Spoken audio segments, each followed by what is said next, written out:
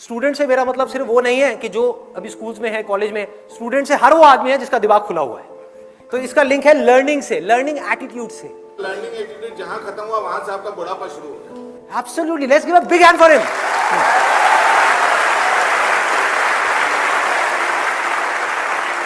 सीखते रहना है। जो सीख रहा है वो जिंदा है, जिसने सीखना बंद किया वो जिंदा लाश है। कड़वा है लेकिन सच है, कड़वा लगेगा लेकिन सच है भाई। तो क्या करना है, कैसा डिजायर अपने अंदर हमको जाकर के प्लांट करना है? बड़ा सिंपल है। एक, कि मेरे को सिर्फ अपने लिए नहीं जीना। अरे मेरे साथ जो होगा सो होगा, देखा जाएगा, लेकिन मेरे को किसी ना किसी के काम आना है इस पूरी की पूरी दुनिया में। और वो मैं सिर्फ तब आ सकता हूं किसी के भी काम, फिर चाहे वो कोई इंसान हो, यहां पर जो लोग बैठे हैं उनके आप काम आना चाहते हो, या भगवान। भगवान की प्रॉब्लम पता है क्या है इस युग में? उसके पास में फिट इंस्ट्रूमेंट्स नहीं है जिनके थ्रू वो अपना काम कर सके। कहां है? आपको एक परफेक्ट इंस्ट्रूमेंट बनना है जिसके थ्रू इस दुनिया में किसी तरह का कोई काम हो सके। फिर चाहे दुनिया उस इंसान से करवाना चाहती है या वो भगवान उस इंसान से करवाना चाहता है, तो उसके लिए क्या करना पड़ेगा? एक फिट इंस्ट्रूमेंट बनना पड़ेगा। फिट इंस्ट्रूमेंट आप कब बन पाओगे? अगर आप एक स्टूडेंट हो तो आपको पढ़ना पड़ेगा, अभी पढ़ना पड़ेगा। There is no other way out. जैसे जैसे ये डिजायर आपके अंदर पनपेगा कि मुझे कुछ अच्छा करना है इस दुनिया के लिए, कब कर पाओगे? जब आप अंदर से स्ट्रांग हो। आप अपने बारे में सोच रहे हो 24 घंटे, तो आप किसी का क्या भला करोगे? आप उसकी आंख में झांक करके देखोगे और अपने फायदे के बारे में सोचोगे। क्या भला करोगे किसी का? नहीं कर सकते। वो सिर्फ तब कर सकते हो जब पूरी तरह से डिजायर आपके ऊपर हावी हो जाए। कह रहे मर जाऊंगा, कट जाऊंगा, इस दुनिया के अंदर अंधेरा है ना, खुद को जला दूंगा, तपा दूंगा, लेकिन रोशनी कर जाऊंगा।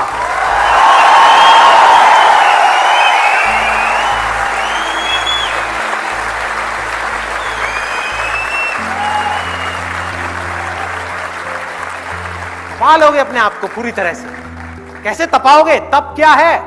तब वो है कोई ऐसा काम करना जो इस समय इस दुनिया में ह्यूमैनिटी के लिए, इस पूरी दुनिया के लिए करना जरूरी है, चाहे उसमें आपको खुद को कितना भी दर्द हो रहा है। अगर आप वो कर रहे हो तो वो तप है। नहीं तो अगर अपने सेल्फिश इंटरेस्ट के लिए, अपनी पावर्स एक्वायर करने के लिए या कुछ भी करने के लिए आप मेडिटेशन में बैठे हो कई सालों तक, वो तप नहीं है, वो ढोंग है। वो ढोंग है, वो तप नहीं है। तपाना होगा अपनी बॉडी को, अपने माइंड को तपाना होगा, अपने ध्यान को ऐसी जगह से हटाना होगा जो ध्यान आपका खींच रहे हैं। वो सब कैसे होगा? सिर्फ एक छोटे से बीज से। मुझे कुछ करना है, कुछ भी करने के लिए मुझे कुछ बनना है, एक ऐसा इंस्ट्रूमेंट बनना है जिस भी फील्ड में मैं जाने वाला हूं, चाहे मैं डॉक्टर बनने वाला हूं, इंजीनियर बनने वाला हूं, चार्टर्ड अकाउंटेंट बनने वाला हूं, कुछ भी बनने वाला हूं, इस हद तक अपना एफर्ट डाल दूंगा उस काम के अंदर अंदर जो आज तक किसने नहीं लगाया।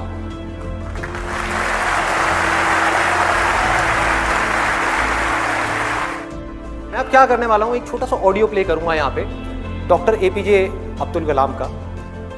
आप में से कितने लोगों ने, उनकी एक ऑटोबायोग्राफी है यूट्यूब के ऊपर जो गुलजार ने बोली है, गुलजार साहब ने, कितने लोगों ने सुनी है? किसी ने नहीं। देखो क्या हो रहा है। हनी सिंह के गाने कितने लोगों ने सुने हैं? 4 bottle vodka, 4 bottle vodka, 4 bottle vodka. उसमें सनी लियोन दिख रही है डांस करती हुई। माइंड हमारा वर्ड्स में सोचता नहीं है, पिक्चर्स में सोचता है। तो जैसे ही वो गाना चलेगा माइंड के अंदर सनी लियोन आएगी। सनी लियोन आएगी, आप नेट पे जाकर के सनी लियोन सर्च करोगे, हो गया टाइम पास। क्या होगा? बोलते रहेंगे आपके पेरेंट्स, बेटा ये मत कर, वो मत कर। नहीं मम्मा कुछ नहीं कर रहा, मैं तो पढ़ाई कर रहा हूं। कौन सी पढ़ाई होगी? क्यों करोगे पढ़ाई? कोई वजह ही नहीं है पढ़ाई करने की। If you need a reason to do something extraordinary, you need a purpose. जीने की कोई वजह चाहिए, कोई इंस्पिरेशन चाहिए। Doctor APJ Abdul Kalam students के लिए, उनसे बड़ी इंस्पिरेशन इस पूरी दुनिया में कोई नहीं है। स्टूडेंट्स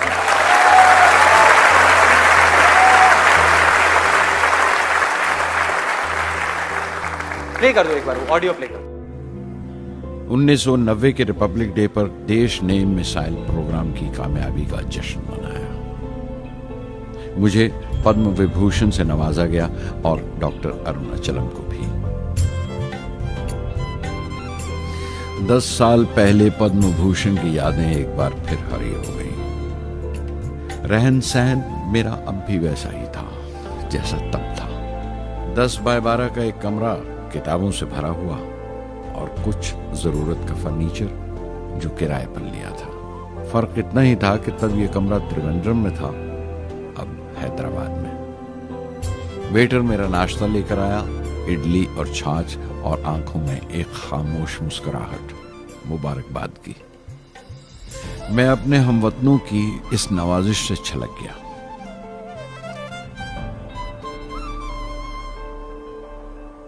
मैं जानता हूं कि बहुत से साइंसदान और इंजीनियर मौका मिलते ही वतन छोड़ जाते हैं, दूसरे मुल्कों में चले जाते हैं ज्यादा रुपया कमाने के लिए, ज्यादा आमदनी के लिए।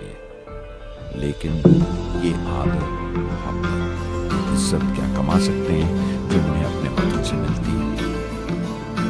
15 अक्टूबर 1991 में 60 साल हो गए। मुझे अपने रिटायरमेंट का इंतजार था। चाहता था कि गरीब बच्चों के लिए स्कूल। ये वो दिन थे जब मैंने सोचा कि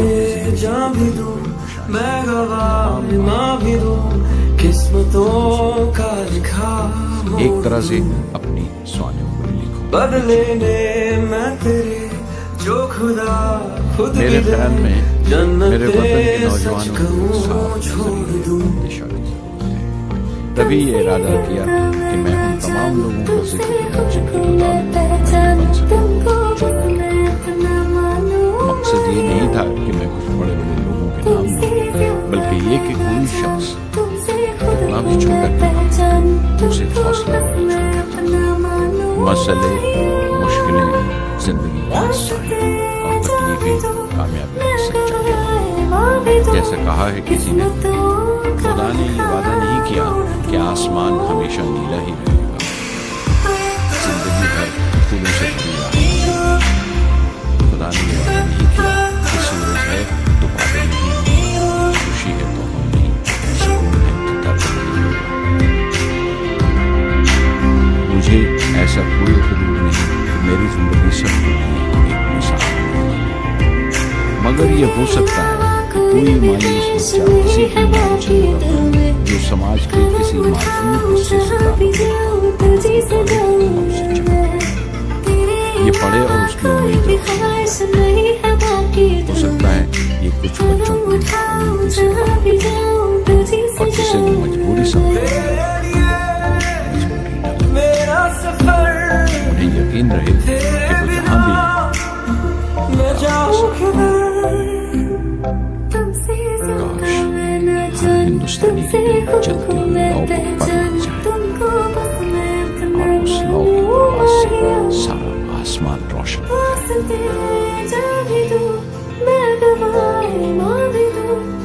ऐसे लोग ही बातें अंदर जाने दें। तो अगर आपकी सोच जो खुदा खुद भी दे, जन्नते सच कहूं छोड़ दूं।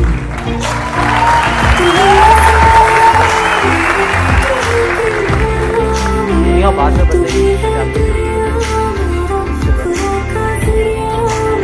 दुनिया को आप तब तक नहीं बदल सकते। एक बार अंदर ये बना गया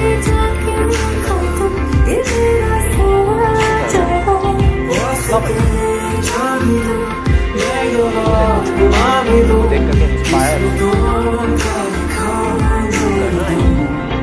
ऐसी थोड़ी आया और चला गया। क्या है?